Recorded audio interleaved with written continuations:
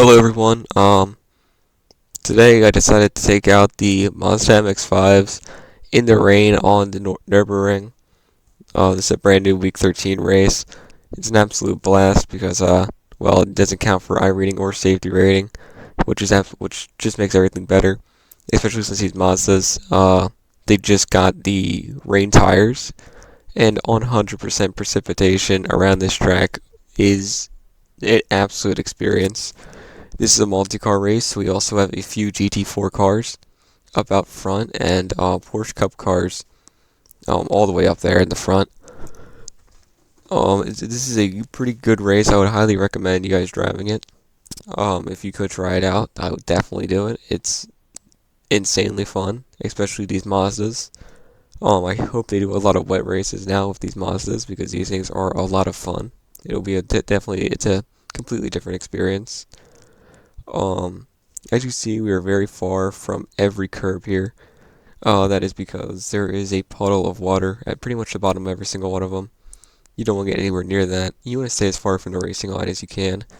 On the Nürburgring, though, there isn't that much rubber as you would think there is, like some other tracks. I'm having a bit of a moment there, almost spinning it already.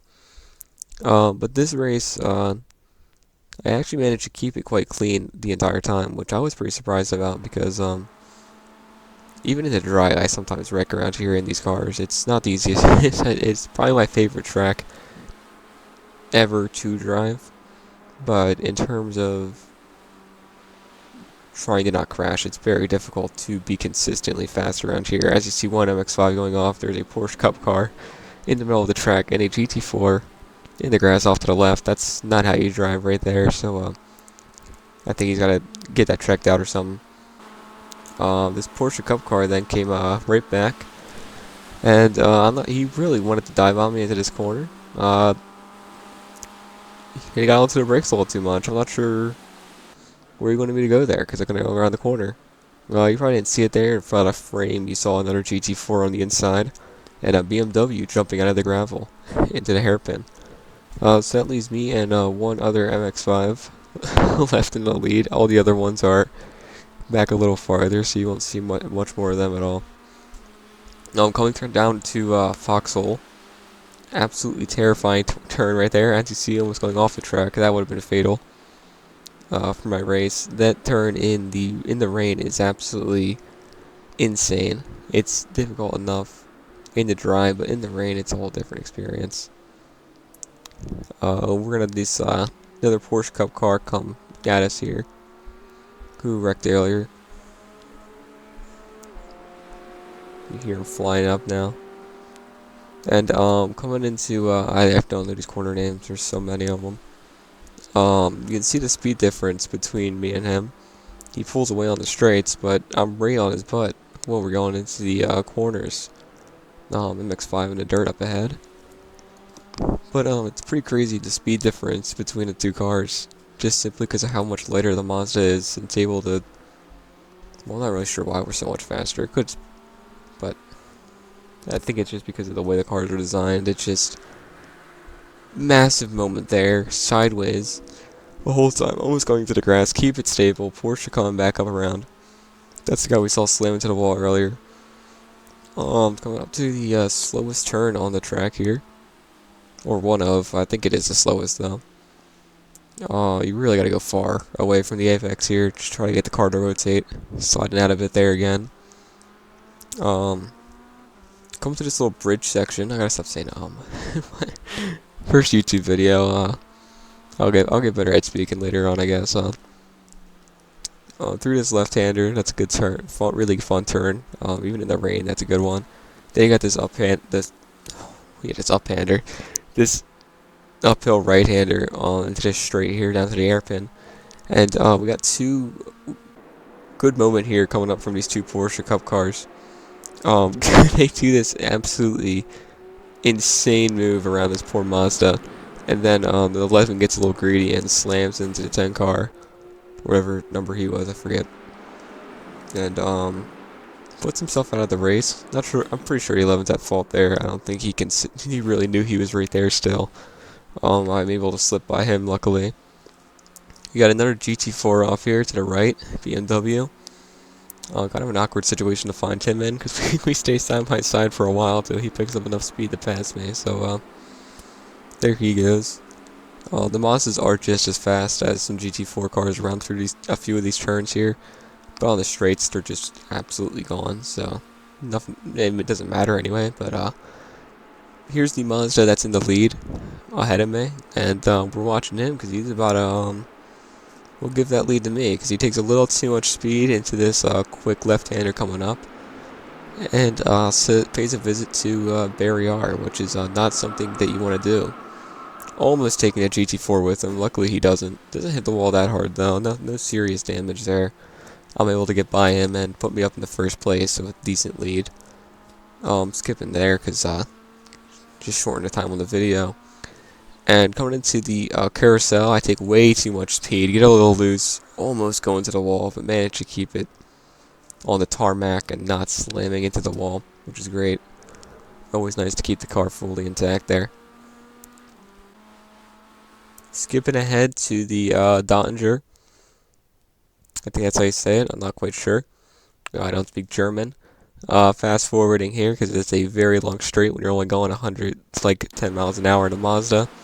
There's a McLaren flying by, not sure at what point we came by him, but big speed difference. That guy was really far behind me when we went onto that, and he just caught up all that distance. But just take a look at the gap here between these two cars going from the straight into these few S's here, and watch how much the Mazda is able to gain on the McLaren just due to how much better it is through the water, through the water.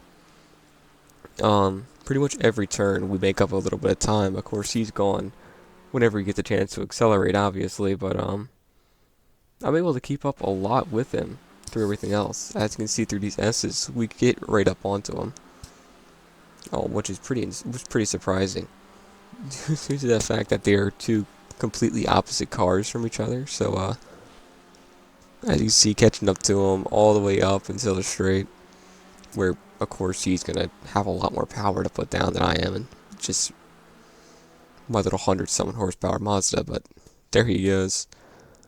I'm pretty sure soon he's gonna have another moment. We're gonna see him crash pretty hard, actually, into the foxhole. Coming out to the hairpin here. That's probably my favorite turn on the whole track. It's real satisfying. Through the foxhole again, and we caught up to him a lot, way more than we should have.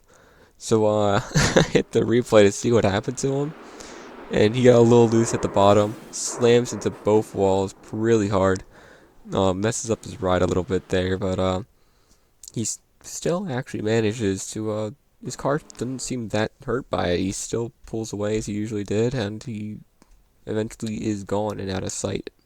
So yeah. Into the carousel again, taking it a lot better this time though. A lot less speed, braked a little earlier. Still dove a little early, but we managed to keep it quite clean around there, so that was good for us. Good for a lap time, which you think run about, I think I was running 9:28 around here in the wet. Obviously this was my first time driving this track with 100% precipitation. They had a practice session before, but that was only like 50-60%. So when I got into the race, I was surprised on just how much more water there was. These parts terrifying here. Get a little hydroplane there. It could just be over. There's a lot of water right there. As you see it splashing up on my left side of my car. Into this second little carousel thing they have before the Dottinger. Again, big fast forward down here. Just boring nothingness. You can appreciate the views at 120 miles an hour.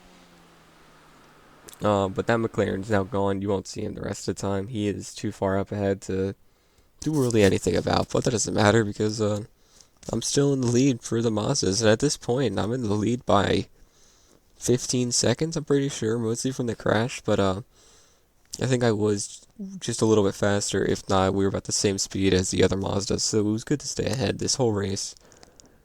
Did make for a boring video though, so yeah.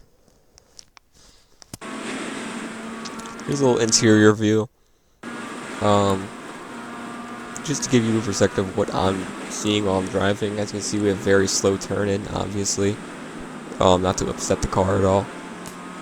it seems a lot slower, but I was riding pretty cautiously, not really pushing the car too hard to just try to stay on the track, of course, because at this point I had a fairly big lead, so I didn't want to risk anything too much. iRacing's rain physics are absolutely amazing.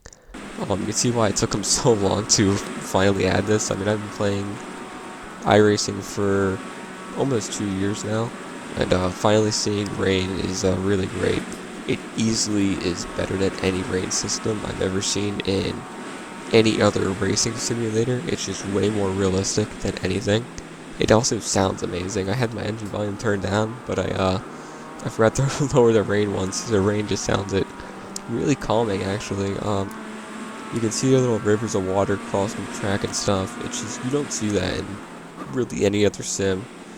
Like, for example, Assetto Corsa Competizione. The rain doesn't feel like it changes a whole lot about the track. Like, of course it does, but it just doesn't feel like it does here in iRacing, which just feels a lot better. Here's a little flyby at the Dottinger. There's the McLaren. Yeah, you saw before. This huge gap coming through, and you really just see how slow the Mazda is compared to something like a GT4. And that's the end of the race.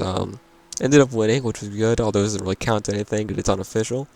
But this was a lot of fun. This is my first time really racing in the iRacing rain physics, and it was an absolute blast. So I would definitely recommend trying it out.